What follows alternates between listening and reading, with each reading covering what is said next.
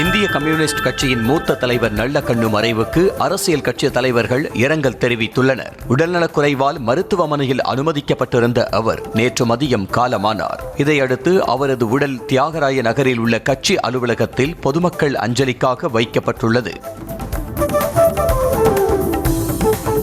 இந்திய கம்யூனிஸ்ட் கட்சியின் மூத்த தலைவர் மறைந்த நல்லக்கண்ணுவின் உடலுக்கு தமிழ்நாடு அரசு தரப்பில் இன்று முழு மரியாதை செய்யப்படுகிறது. உடல்நலக்குறைவு காரணமாக உயிரிழந்த அவருடைய உடல் பொதுமக்களின் அஞ்சலிக்காக சென்னை தியாகராய நகரில் உள்ள கட்சியின் தலைமை அலுவலகத்தில் வைக்கப்பட்டுள்ளது. அங்கு அரசின் முழு மரியாதைக்கு பிறகு அவருடைய உடல் ராஜீவ்காந்தி அரசு மருத்துவக் கல்லூரியில் ஒப்படைக்கப்படுகிறது.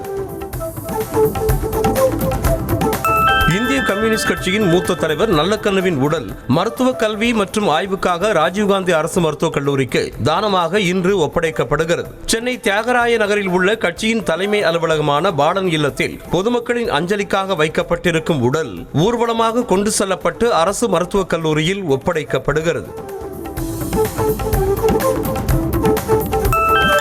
சென்னை தியாகராய நகரில் உள்ள இந்திய கம்யூனிஸ்ட் கட்சி அலுவலகமான பாலன் இல்லத்தில் வைக்கப்பட்டுள்ள நல்லக்கண்ணுவின் உடலுக்கு மலர் வளையம் வைத்து முதலமைச்சர் மு.க.ஸ்டாலின் அஞ்சலி செலுத்தினார். பொதுமக்களின் அஞ்சலிக்காக வைக்கப்பட்டுள்ள அவரது உடல் மருத்துவ ஆய்வுக்காக சென்னை அரசு மருத்துவக் கல்லூரி மருத்துவமனைக்கு கொடை அளிக்கப்படுவதாக சிபிஐ கட்சி தெரிவித்துள்ளது.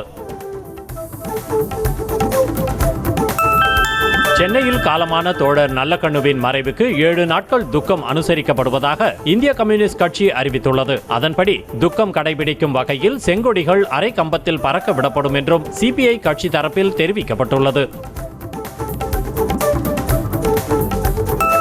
தோழர் நல்லக்கண்ணு மறைவிற்கு பிரதமர் மோடி, எதிர்க்கட்சித் தலைவர் ராகுல் காந்தி ஆகியோர் இரங்கல் தெரிவித்துள்ளனர். குரலற்றவர்களின் குரலாக வாழ்ந்து மறைந்தவர் என்றும் எளிமையான வாழ்க்கையால் அனைவராலும் போற்ற பெற்றவர் என மோடி புகழஞ்சலி செலுத்தினார். நேர்மை, எளிமை மற்றும் அசைக்க முடியாத அர்ப்பணிப்புக்கு நல்லக்கண்ணுவின் வாழ்க்கையே எடுத்துக்காட்டு என ராகுல் குறிப்பிட்டுள்ளார்.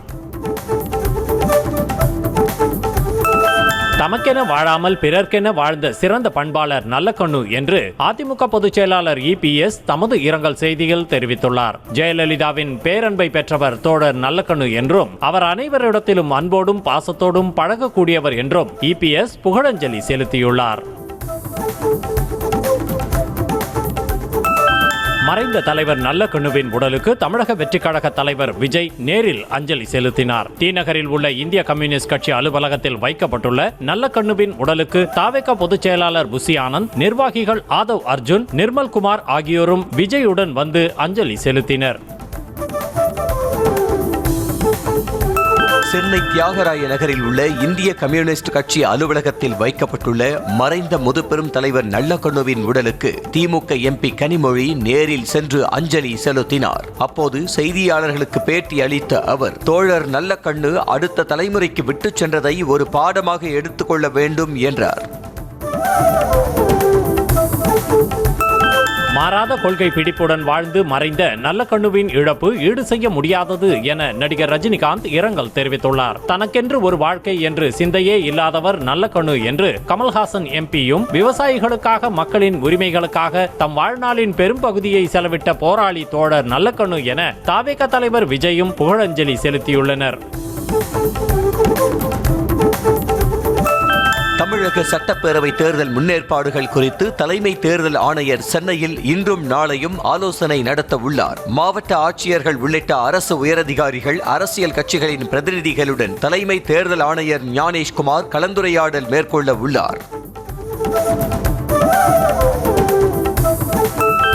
வரும் சட்டமன்ற தேர்தலுக்காக இந்திய தேர்தல் ஆணையம் 20 சீர்திருத்தங்களை செய்திருப்பதாக இந்திய தேர்தல் ஆணையர் ஞானேஷ்குமார் தெரிவித்தார். புதுச்சேரியில் செய்தியாளர்களை சந்தித்த அவர், இம்முறை வாக்குச்சாவடியினுள் செல்போன் எடுத்துச் செல்ல அனுமதி இல்லை என்றும் வாக்குச்சாவடி வெளியே வைத்துச் செல்ல வசதி ஏற்படுத்தப்படும் என்றார்.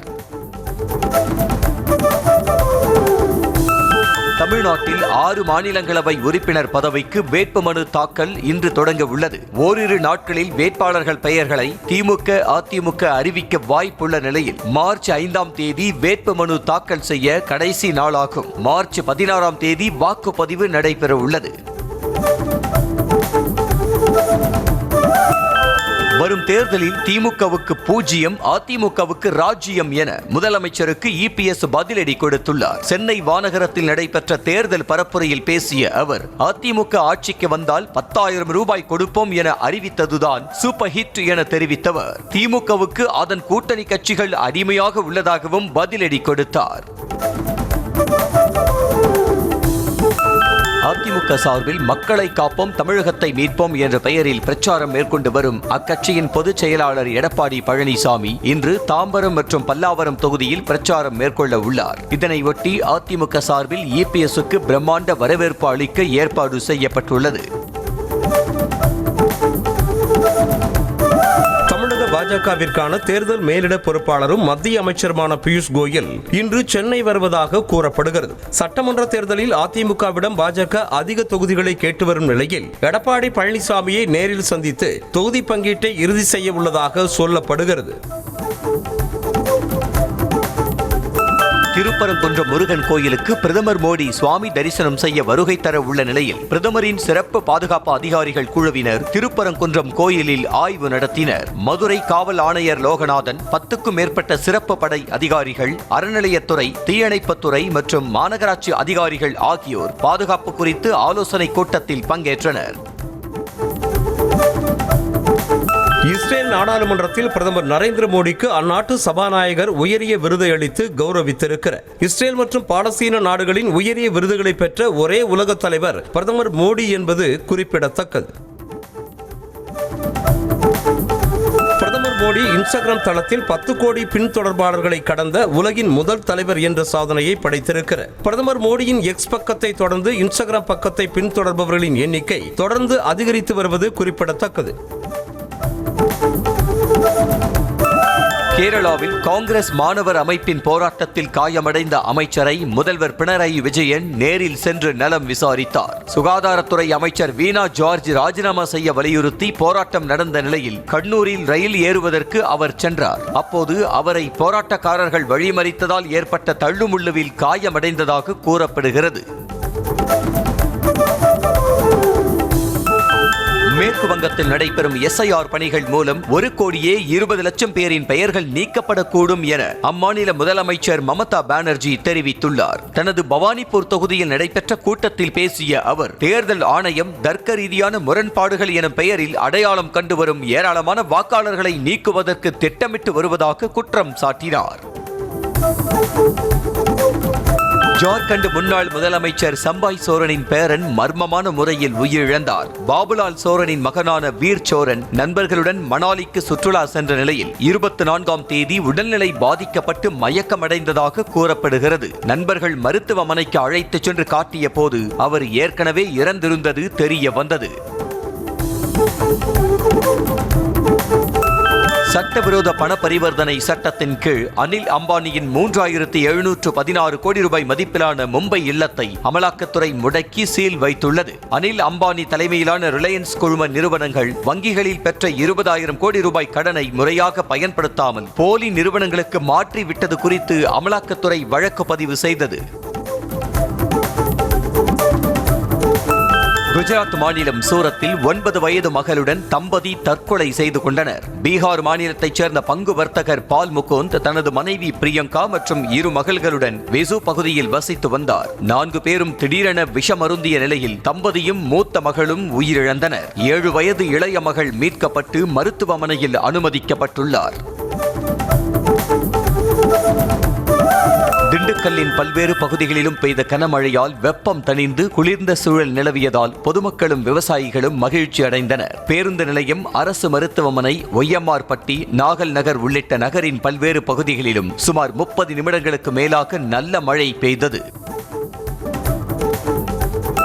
கன்னியாகுமரி மாவட்டத்தின் பல்வேறு பகுதிகளிலும் பெய்த கனமழையால் சாலைகளில் மழைநீர் பெருக்கெடுத்து ஓடியது. மேற்கு தொடர்ச்சி மலை பகுதிகளான பேச்சுப்பாறை, திற்பரப்பு, குலசேகரம், ஆற்றூர், திருவட்டார், அருமனை, குழித்துறை, மார்த்தாண்டம் உட்பட பல பகுதிகளில் மதியம் முதலே சாரல் மற்றும் கனமழை பெய்தது. நெல்லை மாவட்டத்தின் பல்வேறு பகுதிகளில் இடி மின்னலுடன் சுமார் 1 மணி நேரத்திற்கு மேலாக பெய்த கனமழை காரணமாக தாழ்வான பகுதி சாலைகளில் மழைநீர் தேங்கியதால் பொதுமக்கள் அவதிப்பட்டனர். மாநகரில் ஜங்ஷன், டவுன், பேட்டை, பழையபேட்டை, தச்சநல்லூர், பெருமாள்புரம் உள்ளிட்ட பகுதிகளிலும், புறநகரில் முன்னீர் பள்ளம், ரெட்டியார்பட்டி, பொன்னாக்குடி உள்ளிட்ட பகுதிகளிலும் கனமழை கொட்டி தீர்த்தது. தேனி மாவட்டம் உத்தமபாளையம் சுற்றுவட்டார பகுதிகளில் 1 மணி நேரத்திற்கு மேலாக பெய்த மழையால் மானாவாரி விவசாயிகள் மகிழ்ச்சி அடைந்துள்ளனர். கம்பம், உத்தமபாளையம், அனுமந்தன்பட்டி, கோவிந்தன்பட்டி, புதுப்பட்டி, அம்மாப்பட்டி, கோம்பை பண்ணைப்புறம் பகுதிகளில் விவசாயிகள் மானாவாரி பயிர்கள் விதைத்துள்ளதால் மழையால் மகிழ்ச்சி அடைந்தனர். திருப்பூர் மாவட்டம் அவிநாசி சுற்றுவட்டார பகுதியில் சூறைக்காற்றுடன் பெய்த கனமழையால் வாகன ஓட்டிகள் அவதிக்குள்ளாகினர். காலை முதல் மேகமூட்டத்துடன் லேசான மழை பெய்த நிலையில் இரவு அவிநாசி, காசிகவுண்டன்புதூர், பழங்கரை, மடத்துப்பாளையம், சேயூர், வேலாயுதம்பாளையம், ஆட்டையம்பாளையம், அணைப்புதூர், திருமுருகன்பூண்டி உள்ளிட்ட பகுதிகளில் சூறைக்காற்றுடன் கூடிய கனமழை பெய்தது.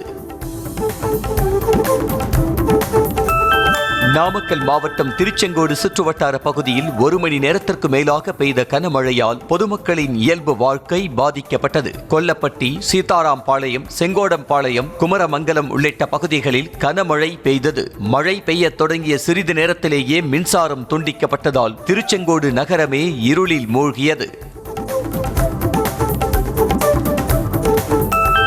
தூத்துக்குடி மாவட்டம் ஓட்டப்பிடாரம் சுற்றுவட்டார பகுதிகளில் பெய்த மழையால் வெப்பம் தணிந்து குளிர்ந்த சூழல் நிலவியதால் மக்கள் மகிழ்ச்சி அடைந்தனர். காலையிலிருந்தே கடும் வெயில் வாட்டி வந்த நிலையில் மாலை 5 மணி அளவில் திடீரென கருமேகங்கள் சூழ்ந்து புதியம்புத்தூர், சாமிநத்தம், மேலமடம், ஜம்புலிங்கபுரம் உள்ளிட்ட பல்வேறு பகுதிகளில் சுமார் அரை மணி நேரத்திற்கும் மேலாக பரவலாக மழை பெய்தது.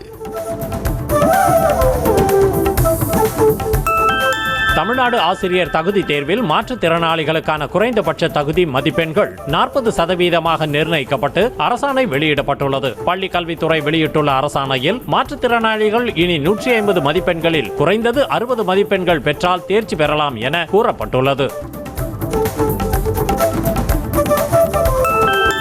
அமைச்சர் மனோ தங்கராஜ் மீது வழக்கு பதிவு செய்ய கோரிய மனு தொடர்பாக கோவில்பட்டி காவல் ஆய்வாளர் பதிலளிக்க உயர்நீதிமன்ற மதுரை அமர்வு உத்தரவிட்டுள்ளது. எப்ஸ்டீன் கோப்புகளில் பிரதமர் மோடி இடம்பெற்றிருப்பதாக போலியான வீடியோவை அமைச்சர் மனோ தங்கராஜ் தனது Facebook பக்கத்தில் வெளியிட்டிருப்பதாகவும் அவர் மீது வழக்கு பதிவு செய்ய வேண்டும் என்றும் நீதி பாண்டியன் மனு தாக்கல் செய்திருந்தார். கடந்த 5 ஆண்டு திமுக ஆட்சியில் வாக்குறுதிகள் முழுமையாக நிறைவேற்றப்படவில்லை என அதிமுக MP CV சண்முகம் குற்றம் சாட்டியுள்ளார். விழுப்புரம் மாவட்டம் சூரப்பட்டு பகுதியில் நடைபெற்ற கூட்டத்தில் பேசிய அவர் திமுக ஆட்சியின் உயிர் நாடி ICUவில் துடித்துக் கொண்டிருப்பதாகவும் தேர்தல் தேதி அறிவித்தவுடன் பால் ஊற்றி விடலாம் என விமர்சித்தார். ஊழலை ஒழிக்கப் போகிறேன் என்று கூறிக்கொண்டு புதிய கட்சி ஆரம்பித்தவருக்கு நீதிமன்றம் 1.5 கோடி ரூபாய் கட்டச் சொல்லி உத்தரவு பிறப்பித்திருப்பதாக விஜய் குறித்து திராவிடர் கழக தலைவர் கி. வீரமணி மறைமுகமாக விமர்சித்துள்ளார். ஆவடியில் நடைபெற்ற நிகழ்ச்சியில் பங்கேற்று பேசிய அவர் இதிலேயே உங்களின் லட்சணம் தெரிந்துவிட்டதாக கடுமையாக சாடியுள்ளார். திமுக கூட்டணியில் இருந்து திருமாவளவன் வெளியேறப்போவதாக பாஜக முன்னாள் மாநில தலைவர் அண்ணாமலை தெரிவித்திருக்கிறார். கோவை காடப்பட்டி பகுதியில் நடைபெற்ற தேசிய ஜனநாயக கூட்டணி தெருமுனை பிரச்சார கூட்டத்தில் பங்கேற்ற பிறகு செய்தியாளர்களை சந்தித்த அவர் தேமுதிகவும் திமுக கூட்டணியில் இணைந்திருப்பதால் கூட்டணி கட்சிகளுக்கு ஒரு சீட்டை குறைக்கப் போவதாக தெரிவித்திருக்கிறார். புதுச்சேரியில் திமுக ஆட்சிக்கு வந்தவுடன் மாநில அந்தஸ்து பெற்றுத் தருவதுதான் முதல் வேலை என திமுக கொள்கை பரப்பு செயலாளர் MP ஜெகத் ரட்சகன் தெரிவித்தார். திமுக செயல் வீரர்கள் கூட்டத்தில் பேசிய அவர் மத்திய பட்ஜெட்டில் புதுச்சேரி முற்றிலும் புறக்கணிக்கப்பட்டுள்ளது என்றார். அதிமுக அலுவலகத்தை அடித்து நொறுக்கியது, அதிமுக ஆட்சியை அகற்ற சட்டமன்றத்தில் எதிர்த்து வாக்களித்தது என பல தவறுகளை பன்னீர்செல்வம் செய்திருப்பதாக முன்னாள் அமைச்சர் வைகை செல்வன் தெரிவித்துள்ளார். OPS என்ன தவறு செய்தேன் என கேள்வி எழுப்பிய நிலையில் இதற்கு வைகை செல்வன் பட்டியலிட்டு பதிலடி கொடுத்துள்ளார். முன்னாள் முதலமைச்சர் ஓ பன்னீர்செல்வம் அரசியல் அனாதியாகிவிட்டதாகவும் அவருடன் தற்போது யாருமே இல்லை எனவும் முன்னாள் அமைச்சர் செல்லூர் ராஜு விமர்சனம் செய்தார். சசிகலா குறித்த கேள்விக்கு பதிலளிக்க மறுத்தவர் தாம் இருக்கும் இடத்தில் செல்போன் டவர் கிடைப்பதில்லை என்றும் காலையில் பேப்பர் பார்க்கவில்லை என்றும் மழுப்பலாக பதிலளித்தார். போக்சோ வழக்கில் 10 ஆண்டுகளுக்கு பிறகுதான் நீதி கிடைக்கிறது என பசுமை தாயகம் தலைவர் சௌமியா அன்புமணி ஆதங்கத்தை வெளிப்படுத்தியுள்ளார். காஞ்சிபுரம் மாவட்டம் உத்திரமேரூரில் நடந்த கூட்டத்தில் பேசிய அவர், நீதி கிடைக்கும் வரை குற்றவாளிகள் பாதிக்கப்பட்ட பெண் குழந்தை கண்முன்னே செல்வதால் பாதிக்கப்பட்ட குழந்தைகள் மன உளைச்சலுக்கு ஆளாவதாக வேதனை தெரிவித்தார். சேலத்தில் கஞ்சா விற்பனை தொடர்பாக செய்தி சேகரிக்க சென்ற செய்தியாளரை சிறப்பு உதவி ஆய்வாளர் தாக்கியதோடு அவரது செல்போனை பறித்து வீடியோவையும் அழிக்க முயன்ற காட்சிகள் வெளியாகியுள்ளன. கஞ்சா விற்பனை மூலம் கிடைக்கும் பணம் அமைச்சர் மற்றும் உயரதிகாரிகள் வரை செல்வதாக SSI சேகர் கூறிய வீடியோவும் இடம்பெற்றுள்ளது. கடலூர் மாவட்டம் குறிஞ்சிப்பாடியில் புதிதாக பேருந்து சேவையை தொடக்கி வைக்க சென்ற அமைச்சர் MRK பன்னீர்செல்வம் பள்ளி மாணாக்கரின் கோரிக்கையை உடனடியாக நிறைவேற்ற உத்தரவிட்டார். பள்ளி மாணாக்கர் தங்கள் ஊருக்கு பேருந்து வேண்டும் என கோரிக்கை வைத்த நிலையில் அதிகாரிகளிடம் நாளை முதல் செயல்படுத்தும்படி கூறினார். திருவள்ளூர் மாவட்டம் ஆவடி மாநகராட்சி பகுதியில் பயனற்று கிடக்கும் பொது கழிவறைகள் காரணமாக சுகாதார சீர்கேடு ஏற்பட்டிருக்கும் நிலையில் விரைந்து சீரமைத்து மக்கள் பயன்பாட்டிற்கு கொண்டு வர வேண்டும் என கோரிக்கை எழுந்துள்ளது. பல லட்ச செலவில் கிரீன் டாய்லெட் அமைக்கப்பட்ட நிலையில் அதனை முறையாக பராமரிப்பு செய்யாமல் உள்ளதால் சேதமடைந்திருப்பதாக கூறப்படுகிறது. 3 வருடத்திற்கான உரிமை தொகை 1 லட்சம் ரூபாயை கொடுத்தால் திமுகவிற்கு வாக்களியுங்கள், இல்லை என்றால் அதிமுகவிற்கு வாக்களியுங்கள் என முன்னாள் அமைச்சர் விஜயபாஸ்கர் மக்கள் மத்தியில் உரையாற்றினார். புதுக்கோட்டை மாவட்டம் அறந்தாங்கியில் பேசிய அவர், திமுக ஆட்சிக்கு வந்து எத்தனை ஆண்டுகளில் உரிமை தொகை வழங்கப்பட்டது என கேள்வி எழுப்பினார். திருவண்ணாமலை மாவட்டம் வந்தவாசி அருகே மறைந்த முன்னாள் முதல்வர் ஜெயலலிதா பிறந்தநாள் விழாவில் புடவை வாங்க குவிந்த பெண்கள் நடுவில் சிக்கி மூதாட்டி மயக்கமடைந்ததால் பரபரப்பு ஏற்பட்டது. கூட்டம் முண்டியடித்துக் கொண்டதால் அதிமுக நிர்வாகிகள் புடவையை தூக்கி எறிந்தனர். கோயில் யாத்திரை பணியாளர் சங்கத்தினரை அவதூறாக பேசிய ராமநாத சுவாமி கோயில் துணை பாதுகாப்பு அலுவலரை போலீசார் விசாரணைக்கு அழைத்துச் சென்றனர். ராமேஸ்வரம் ராமநாத சுவாமி கோயில் துணை பாதுகாப்பு அலுவலர் ஜெயராமன் தீர்த்த கிணறுகளில் தண்ணீர் இறைத்து ஊற்றும் யாத்திரை பணியாளர் சங்கத்தினரை அவதூறாக பேசி சங்க தலைவருக்கு வாட்ஸ்அப் மூலம் மெசேஜ் அனுப்பியுள்ளார். கடலூர் மாவட்டம் விருத்தாச்சலத்தில் உள்ள ஒழுங்குமுறை விற்பனை கூடத்தில் விவசாயிகள் கொண்டு வந்த விளைபொருட்களுக்கு உரிய விலை வழங்காமல் அலைக்கழித்ததால் ஆத்திரமடைந்த விவசாயிகள் அதிகாரிகளை முற்றுகையிட்டனர். அப்போது ஒரு பெண் விவசாயி விஷம் வாங்கி குடிக்க கூட எங்களிடம் காசு இல்லை என்று கண்ணீர் மல்க தனது ஆதங்கத்தை வெளிப்படுத்தினார். சென்னை வேளச்சேரியில் கூட்டத்திற்கு வந்த பெண்களை அதிமுகவினர் தாக்கிய வீடியோ இணையத்தில் வைரலாகி வருகிறது. ஜெயலலிதா பிறந்தநாள் விழா பொதுக்கூட்டத்தில் பங்கேற்ற பெண்களுக்கு பக்கெட் பரிசு பொருளாக வழங்கப்பட்ட நிலையில் அதை வாங்குவதற்கு முண்டி அடித்ததால் தாக்கியதோடு ஆபாசமாகவும் திட்டினர்.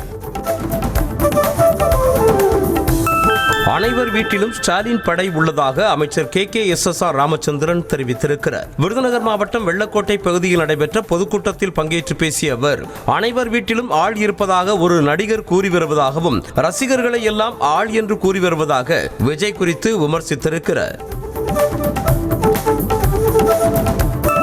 5 ஆண்டுகளில் படித்த மாணவர்களுக்கு லேப்டாப் வழங்காமல் படித்து முடித்த மாணவர்களுக்கு வழங்கியிருப்பது வாக்கு அரசியலுக்காக என முன்னாள் அமைச்சர் ஜெயக்குமார் விமர்சித்தார். சென்னை வண்ணாரப்பேட்டையில் நடைபெற்ற கூட்டத்தில் பேசிய அவர், 5 ஆண்டு கால திமுக ஆட்சியில் ஸ்டிக்கர் ஒட்டும் வேலைகளை மட்டும் செய்திருப்பதாக கிண்டல் செய்தார்.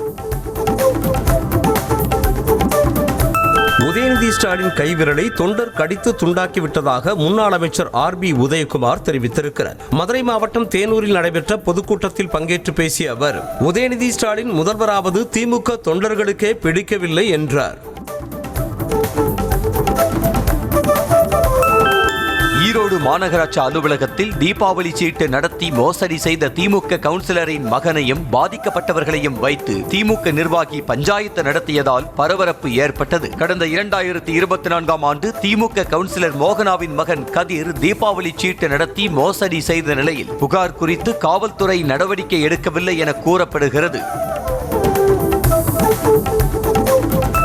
நெல்லை மாவட்டம் பூந்துறை அருகே பழைய கால்வாய்கள் அகற்றப்பட்டு அகலமான கால்வாய்கள் அமைக்கும் பணியின் போது பழமை வாய்ந்த ஆலமரம் மின்கம்பி மீது விழுந்து மின்சாரம் துண்டிக்கப்பட்டது. தகவல் அறிந்து வந்த தீயணைப்பு வீரர்கள் மற்றும் மாநகராட்சி ஊழியர்கள் போக்குவரத்தை நிறுத்தி மரத்தை அப்புறப்படுத்தினர்.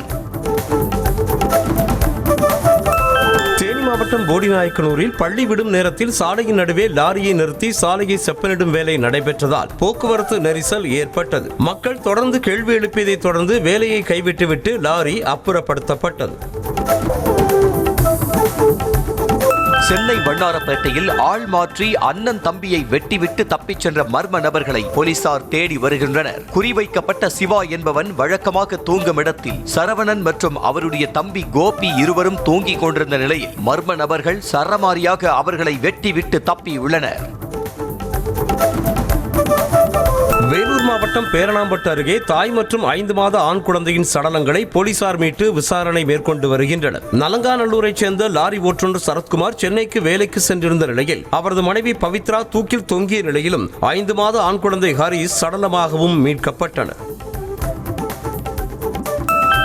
நாமக்கல் மாவட்டம் திருச்செங்கோடு அருகே மூதாட்டி கொலை செய்யப்பட்ட வழக்கில் கணவன் மனைவியை போலீசார் கைது செய்தனர். மூதாட்டி ரத்தினம்மாள் வீட்டில் வாடகைக்கு குடியிருந்த ராமஜெயம் குடித்துவிட்டு வருவதை மூதாட்டி கேட்டதால் ஆத்திரத்தில் அம்மி குளவையை தலையில் போட்டு கொன்ற நிலையில் ராமஜெயத்தின் மனைவி செல்வி 1/2 பவுன் கம்மலை திருடி உள்ளார். புதுக்கோட்டை மாவட்ட ஆட்சியர் அலுவலகத்தை முற்றுகைத்து வருவாய்த்துறை சங்கங்களின் கூட்டமைப்பைச் சேர்ந்தவர்கள் காத்திருப்பு போராட்டத்தில் ஈடுபட்டனர். அனைத்து நிலை அலுவலர்களுக்கும் மேம்படுத்தப்பட்ட ஊதியம் மற்றும் தனி ஊதியம் வழங்கிட வேண்டும் உள்ளிட்ட 9 அம்ச கோரிக்கைகளை வலியுறுத்தி கோஷங்கள் எழுப்பினர்.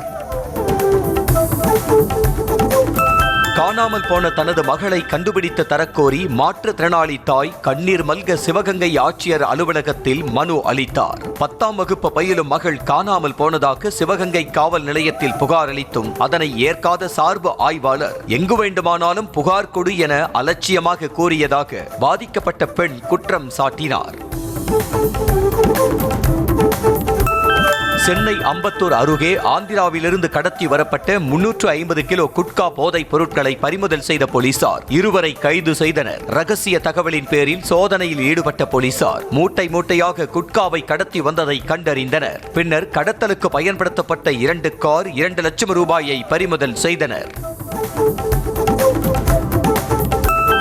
திருவள்ளூர் அருகே சட்டவிரோதமாக பிரேசில் நாட்டு டாலரை இந்திய பணமாக மாற்ற முயன்ற இளைஞரை போலீசார் கைது செய்து நீதிமன்றத்தில் ஆஜர்படுத்தி சிறையில் அடைத்தனர். ரகசிய தகவலின் பேரில் யுவராஜ் என்பவனை பிடித்த போலீசார் அவரிடமிருந்து 1986 முதல் 1989ஆம் ஆண்டு வரை புழக்கத்தில் இருந்த 184 டாலர்களை பறிமுதல் செய்தனர். தஞ்சாவூர் மாவட்டம் கும்பகோணம் மாமன்ற உறுப்பினர்கள் கூட்டத்தில் கூட்டணி கட்சிகளான திமுக மற்றும் சிபிஎம் கட்சி உறுப்பினர்களிடையே கடும் வாக்குவாதம் ஏற்பட்டது. இதனிடையே இடைமறித்து பேசிய துணை மேயர் பெரும்பாலான நேரத்தை நீங்களே எடுத்துக்கொண்டு பேசுவதால் மற்ற உறுப்பினர்கள் பேச முடியாமல் போகிறது என கண்டித்தார். நீலகிரி மாவட்டம் குன்னூர் அருகே பேரட்டி கிராமத்தில் அரசு ஊழியர்கள் என கூறி காங்கிரஸ் கட்சியினர் மக்களிடம் ஆதார் அட்டை மற்றும் 100 நாள் வேலை அட்டையை கேட்டு வாங்கியதால் வாக்குவாதத்தில் ஈடுபட்டனர். வேலை வாங்கி தருகிறோம் என கூறி அடையாள அட்டைகளை வாங்கிய நபர்கள் மீது நடவடிக்கை எடுக்க வேண்டும் என மக்கள் கோரிக்கை விடுத்துள்ளனர். தஞ்சாவூர் மாவட்டம் பாபநாசம் அருகே கணவர் பெயரில் முறைகேடாக வங்கிக் கடன் பெற்ற அதிகாரிகள் மீது நடவடிக்கை எடுக்க வேண்டும் என மனைவி கோரிக்கை விடுத்திருக்கிறார். ரிக்சன் ரூஸ்வெல்ட் மேரி மத்திய கூட்டுறவு வங்கியில் மகளிர் உரிமை தொகையை எடுப்பதற்காக வங்கிக்கு சென்றபோது கணக்கு முடக்கம் செய்யப்பட்டுள்ளதாக திருப்பி அனுப்பப்பட்ட நிலையில் குற்றச்சாட்டை முன்வைத்திருக்கிறார். அரசு அறிவித்தபடி கருணை அடிப்படையிலான பணி வழங்க கோரி தாக்கல் செய்த மனுவுக்கு தமிழ்நாடு அரசு பதிலளிக்கும்படி உயர்நீதிமன்ற மதுரை கிளை அமர்வு உத்தரவிட்டுள்ளது. தூத்துக்குடி மாவட்டம் ஏரல் எஸ்ஐயாக பணியாற்றிய பாலு 2021 வாகனம் ஏற்றி கொடூரமாக கொல்லப்பட்ட நிலையில் அவரது மகள் ஜெயதுர்கா வேணி பணி கோரி மனு தாக்கல் செய்திருக்கிறார். பெரியார் சிலை உடைப்பு வழக்கு விசாரணைக்கு தடை விதிக்க கோரிய மனு தொடர்பாக ஸ்ரீரங்கம் காவல் ஆய்வாளர் பதில் மனு தாக்கல் செய்ய உயர்நீதிமன்ற மதுரை கிளை உத்தரவிட்டுள்ளது. வழக்கு விசாரணையை திருச்சியில் இருந்து புதுக்கோட்டை அல்லது வேறு மாவட்ட நீதிமன்றத்திற்கு மாற்றவும், அதுவரை விசாரணைக்கு தடை விதிக்க உத்தரவிடக் கோரியும் இந்து மக்கள் கட்சி தலைவர் அர்ஜுன் சம்பத் மனு தாக்கல் செய்தார். தமிழ்நாட்டில் இறுதி வாக்காளர் பட்டியல் வெளியான நிலையில் நெல்லை மாவட்டம் மாஞ்சோலையில் தேயிலை தோட்டத்தைச் சேர்ந்த 722 தொழிலாளர்கள் பெயர்கள் இடம்பெறவில்லை என புகார் எழுந்திருக்கிறது. எஸ்ஐஆர் பணிகள் நிறைவு பெற்று வரைவு வாக்காளர் பட்டியல் வெளியிட்ட போது ஊத்து நாலுமுக்குவைச் சேர்ந்த 800 பேரின் பெயர்கள் இடம்பெறவில்லை என கூறப்படுகிறது. இஸ்ரேலை போல இந்தியாவும் பயங்கரவாதத்தால் பாதிக்கப்பட்டுள்ளதாக பிரதமர் மோடி கூறியுள்ளார். இஸ்ரேலுக்கு அரசுமுறை பயணம் மேற்கொண்டுள்ள அவர் அந்நாட்டின் நாடாளுமன்றத்தில் பேசிய போது இஸ்ரேல் மக்களின் வலியை இந்தியர்கள் உணர்வதாகவும் பயங்கரவாதத்திற்கு எதிரான உறுதிப்பாட்டில் இஸ்ரேலுடன் இந்தியா என்றும் துணை நிற்கும் எனவும் தெரிவித்தார். ரஷ்யா உக்ரைன் போரை உடனடியாக நிறுத்த அழைப்பு விடுத்து ஐநா சபையில் வரைவு தீர்மானம் நிறைவேற்றப்பட்டுள்ளது. உக்ரைனில் நீடித்த அமைதிக்கான ஆதரவு என்ற தலைப்பில் உக்ரைன் அறிமுகப்படுத்திய இந்த தீர்மானத்திற்கு ஆதரவாக 107 நாடுகள் வாக்களித்தன. 12 நாடுகள் எதிராக வாக்களித்தன. இந்தியா உட்பட 51 நாடுகள் புறக்கணித்து நடுநிலை வகித்தன. அமெரிக்காவில் வீசிய பாம் சைக்ளோன் பனிப்புயலால் சுமார் 4 கோடி பேரின் இயல்பு வாழ்க்கை பாதிக்கப்பட்டுள்ளது. ஹெர்னாண்டோ என்ற பனிப்புயல் நியூயார்க் மற்றும் நியூ ஜெர்சி நகரங்களை புரட்டி போட்டுள்ளது. இந்த பனிப்புயலால் சாலைகள், விமான நிலையங்கள் என எங்கு பார்த்தாலும் பனிக்கட்டிகளாக கிடக்கின்றன. இதனால் ஆயிரக்கணக்கான விமானங்கள் ரத்து செய்யப்பட்டுள்ளன.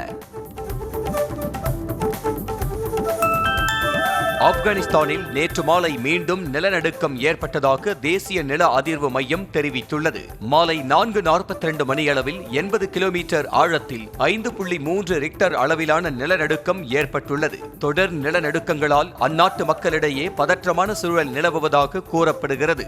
ஏற்கனவே கடந்த 20 மற்றும் 23ஆம் தேதிகளில் நிலநடுக்கம் ஏற்பட்டது. ICC T20 உலகக்கோப்பை கிரிக்கெட் தொடரின் பரபரப்பான சூப்பர் 8 போட்டியில் இன்று இந்தியாவும் ஜிம்பாப்வே அணியும் பல பரீட்சை நடத்துகின்றன. சென்னை சேப்பாக்கம் மைதானத்தில் இரவு 7 மணிக்கு தொடங்கும் இந்த போட்டியில் இந்தியா நிச்சயமாக வலுவான வெற்றியை பெற வேண்டும். அப்போதுதான் அரையிறுதிச் சுற்றுக்கு தகுதி பெறும் வாய்ப்பு கிடைக்கும். T20 உலகக்கோப்பை தொடரின் பரபரப்பான சூப்பர் 8 சுற்று நடைபெற்று வரும் நிலையில் இந்திய அணியின் அதிரடி பேட்ஸ்மேன் ரிங்கு சிங் திடீரென விலகி இருப்பது ரசிகர்கள் மத்தியில் அதிர்ச்சியை ஏற்படுத்தியுள்ளது. கடந்த சில நாட்களாக உடல்நிலை பாதிப்பால் அவதிப்பட்டு வந்த அவரது தந்தை மருத்துவமனையில் அனுமதிக்கப்பட்டுள்ளதால் சென்னையிலிருந்து குடும்பத்தினருடன் டெல்லி சென்றார். ICC T20 கிரிக்கெட் போட்டியின் பந்து வீச்சாளர்களுக்கான தரவரிசை பட்டியலில் தென்னாப்பிரிக்க வீரர் கார்வின் போஷ் 21 இடங்கள் முன்னேறி 3ஆம் இடம் பிடித்துள்ளார். அதேபோல் மேற்கிந்திய தீவுகள் அணியின் மேத்யூ ஃபோர்ட் 23 இடங்கள் முன்னேறி 7வது இடம் பிடித்துள்ளார். இந்தியாவின் வருண் சக்கரவர்த்தி தொடர்ந்து முதலிடத்தில் நீடித்து வருகிறார். T20 உலகக்கோப்பை தொடரின் சூப்பர் 8 சுற்றில் 61 ரன்கள் வித்தியாசத்தில் இலங்கையை வீழ்த்தி நியூசிலாந்து அணி வெற்றி பெற்றது. கொழும்புவில் நடந்த போட்டியில் முதலில் விளையாடிய நியூசிலாந்து 7 விக்கெட் இழப்புக்கு 168 ரன்கள் எடுத்தது. தொடர்ந்து களமிறங்கிய இலங்கை அணி 8 விக்கெட் இழப்புக்கு 107 ரன்கள் மட்டுமே எடுத்து தோல்வியடைந்தது. விஜய் தேவரகொண்டா ராஷ்மிகா மந்தனா ஜோடிக்கு பிரதமர் மோடி திருமண வாழ்த்துக்களை தெரிவித்து அறிக்கை வெளியிட்டுள்ளார். உதய்பூரில் உள்ள தனியார் நட்சத்திர விடுதியில் வியாழக்கிழமை விஜய் தேவரகொண்டா ராஷ்மிகா மந்தனாவின் திருமண நிகழ்ச்சி நடைபெறவிருக்கிறது. வெள்ளித்திரையில் ஜொலித்த இந்த ஜோடி நிஜ வாழ்க்கையிலும் ஜொலிக்கும் என பிரதமர் மோடி வாழ்த்து தெரிவித்துள்ளார். சிபி சக்கரவர்த்தி இயக்கத்தில் ரஜினிகாந்த் நடிக்கும் புதிய திரைப்படத்தில் அவருக்கு மகனாக மலையாள நடிகர் பேசில் ஜோசப் நடிக்க உள்ளதாக தகவல் வெளியாகியுள்ளது. ரஜினி 173 திரைப்படத்திற்கான அடுத்த கட்ட பணிகள் விறுவிறுப்பாக நடைபெற்று வரும் நிலையில் பிரியங்கா மோகனும் முக்கிய கதாபாத்திரத்தில் நடிக்க இருப்பதாக கூறப்படுகிறது. திமுக அரசு 100 நாள் வேலையை 150 நாட்களாக உயர்த்துவதாக கூறிவிட்டு 50 நாள் கூட ஒழுங்காக வேலை வழங்கவில்லை என்று முன்னாள் அமைச்சர் கடம்பூர் ராஜு குற்றம் சாட்டியிருக்கிறார். தூத்துக்குடி மாவட்டம் விளாத்திக்குளத்தை அடுத்த புதூரில் நடைபெற்ற பொதுக்கூட்டத்தில் பங்கேற்று பேசிய அவர், அதிமுக ஆட்சிக்கு வந்தால் 100 நாள் வேலையை 150 நாட்களாக உயர்த்தி வழங்கப்படும் என்றார். தனக்கு ரஜினிகாந்த் படங்கள் மிகவும் பிடிக்கும் என கேரள முதல்வர் பினராயி விஜயன் தெரிவித்துள்ளார். பினராயி விஜயனை மலையாள சினிமாவின் முன்னணி நடிகரான மோகன்லால் நேர்காணல் செய்துள்ளார். இந்த நேர்காணலின் டீசரில் மோகன்லால் முதலமைச்சர் பினராயி விஜயனிடம் தாங்கள் பழைய நேர்காணல்களில் ரஜினிகாந்த் படங்கள் மிகவும் பிடிக்கும் என்று கூறியுள்ளீர்கள் என்று கேட்க, அதற்கு ஆம் என்ற பினராயி விஜயன் ரஜினியின் ஆக்ஷன் படங்கள் தனக்கு மிகவும் பிடிக்கும் என்றார். காஞ்சிபுரம் காமாட்சியம்மன் கோயிலில் மாசி மாதம் 5ஆம் நாள் பிரம்மோற்சவம் விமர்சையாக நடைபெற்றது. 9 தலை நாக வாகனத்தில் எழுந்தருளிய காஞ்சி காமாட்சியம்மன் ஊர்வலமாக சென்று பக்தர்களுக்கு காட்சியளித்தார். இதில் திரளான பக்தர்கள் வழிநெடுகிலும் நின்று அம்மனை வழிபாடு செய்தனர். கும்பகோணம் ஆதி கும்பேஸ்வரர் கோயில் மாசி மக பெருவிழாவில் பஞ்சமூர்த்திகள் வீதி விழாவில் திரளான பக்தர்கள் சுவாமி தரிசனம் செய்தனர். இரவு மல்லாரி இசை, நாதஸ்வரம் முழங்க அஸ்திர தேவர், விநாயக பெருமான், வள்ளி தேவசேனா சமேத சுப்பிரமணிய சுவாமி, ஆதி கும்பேஸ்வரர், மங்களாம்பிகா மற்றும் சண்டிகேஸ்வரர் ஆகியோர் தனித்தனி வாகனங்களில் எழுந்தருளினர். திருச்செந்தூர் முருகன் கோயில் மாசி திருவிழாவின் 5ஆம் நாள் நடைபெற்ற குடவருவாயில் தீபாராதனையில் திரளான பக்தர்கள் சுவாமி தரிசனம் செய்தனர். தீபாராதனையை ஒட்டி குமரவிடங்க பெருமான், தெய்வானை அம்பாள் தனித்தனி தங்கமயில் வாகனத்தில் எழுந்தருளினர். அதேபோல் கீழரத வீதி பந்தல் மண்டப முகப்பில் வெள்ளி சப்பரத்தில் எழுந்தருளிய சுவாமி ஜெயந்திநாதருக்கும் எதிர் சேவை தீபாராதனை நடந்தது. திருச்சி மாவட்டம் மணப்பாறை அருகே கன்னிமாரம்மன் கோயிலில் மாசி பெருந்திருவிழாவை முன்னிட்டு பெரிய காண்டியம்மன் தேரோட்டம் விமரிசையாக நடைபெற்றது. பெரிய காண்டியம்மன் அலங்கரிக்கப்பட்ட தேரில் எழுந்தருளிய நிலையில் திரளான பக்தர்கள் தேரை வடம் பிடித்து இழுத்து அம்மனை மனமுருகி தரிசனம் செய்தனர்.